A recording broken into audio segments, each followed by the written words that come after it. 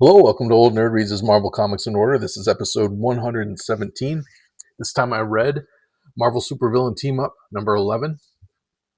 This copy is in beautiful condition, I think, for being almost 50 years old now. It could use a cleaning, but otherwise it's nice and flat. There's not really a lot of wrinkles. There's a few small spine ticks. Not bad though. We got a good Dave Cockrum cover with Joe Sinnott inks. Nice and colorful. Let me see if I can adjust this light. It's getting a little obnoxious. Good and colorful cover. Picking up where the last issue left off. That's where the Shroud and the fake Doom, or Rudolfo, dressed up as Doom, entered Doom's throne room, and Rudolfo, the fake Doom, was summarily blasted by the Red Skull. And I thought he was dead, but as we go through here, he's not dead. So this is a pretty convoluted storyline. This continues from the previous issue. Then the previous two issues to that crossed over with a couple of issues of the Avengers, as the Avengers fought Atuma. It's really convoluted. I don't think I can recall it all here on the spot. But while Doctor Doom was away from his castle, the Red Skull managed to sneak in, and he's planning to take over Doom's weapons to use them to take over the world. Doom and Captain America are together on one of Doom's jets. A rainbow missile is fired at them and causes them to shrink. So they end up in Doom's backyard here. They crash land their miniaturized plane in Doom's yard at the castle of Latveria. And in Latveria, I'm sorry. And now they've got to make their way across Doom's lawn, just like Honey, I Shrunk the Kids, and get to the castle. And they face a giant snake. Then they finally get to the moat, and they climb down in the moat, and Captain America instantly gets flushed away by a tidal wave of water because the Red Skull has been monitoring Doom and Captain America's progress as they approach the castle. And he was able to let loose the water as soon as Captain America and Doom got down into the moat. At the same time, Submariner arrives. Submariner is usually Doctor Doom's co-star in this title, but now it's the Red Skull. The Submariner is going to probably end up being no longer considered a supervillain after this, I believe. But this artwork is by Bob Hall and Don Perlin, and it's simplistic, but very, very well done as far as conveying the story. There's bits in here where you can kind of see some Jack Kirby influence, but I guess everybody was Jack Kirby influenced at this point. One of the things that really stood out to me is this half face of the Red Skull. Like, I believe Bob Hall, uses a very Jack Kirby-esque type style here. Especially it shows up in this panel with this bit of the Red Skull looking into the camera, and then behind him is kind of what the story he's telling. The story of just in last issue blasting Doom's plane with the rainbow missile.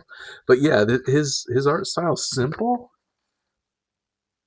but there are some good detail. There's some good details in it, but it's pretty simple, and it seems like it's influenced by the Kirby. Now we get a good tour of Doctor Doom's castle from the dungeon up. So Doctor Doom rescues Captain America from the flood in the moat, pulls him in through the sewage system to the bowels of the castle, and then they climb through the dungeon where we see some prisoners, and they make their way up until they're at Doom's throne room. looking into Doom's throne room where the Red Skull is, and all the drama that we just described a few pages back is happening.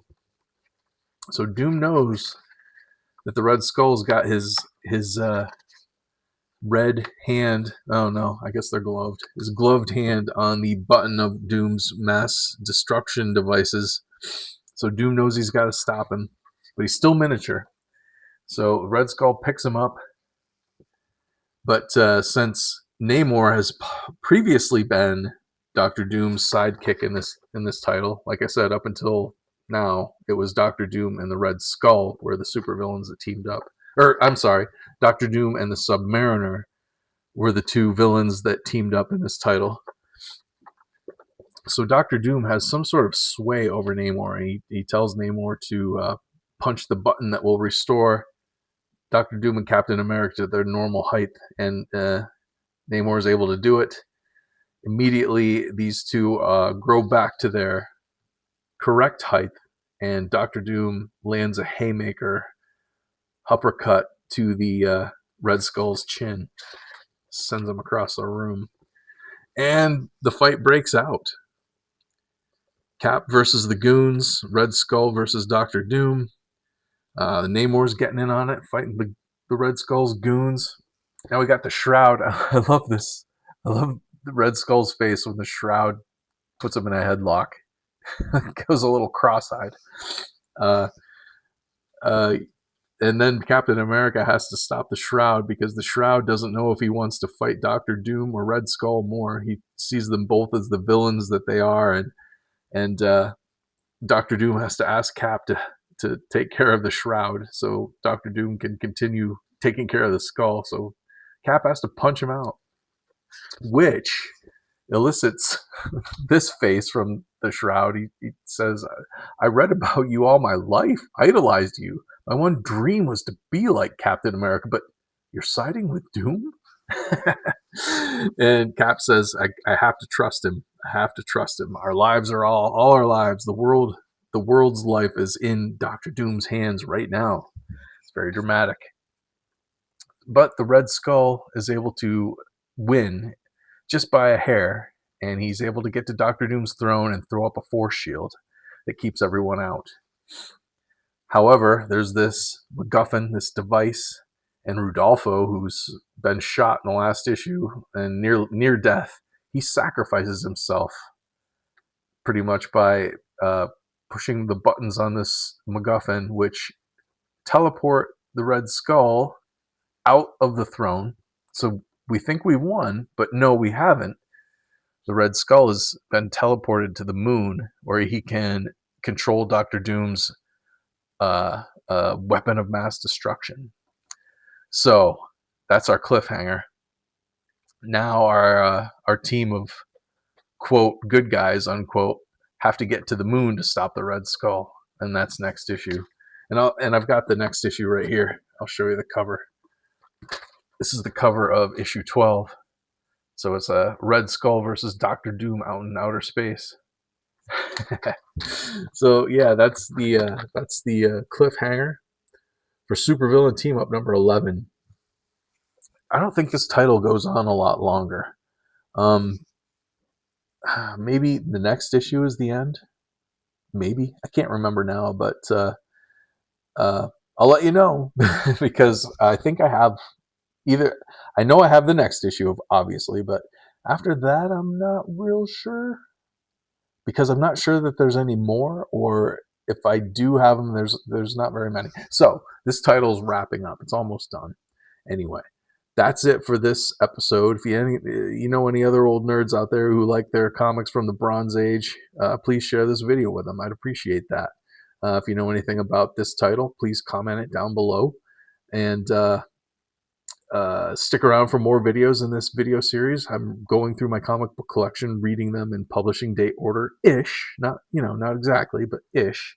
And doing a video for each issue. So that sounds cool. Stick around, subscribe, comment, give me a like. Thanks so much for watching. I'll see you next time.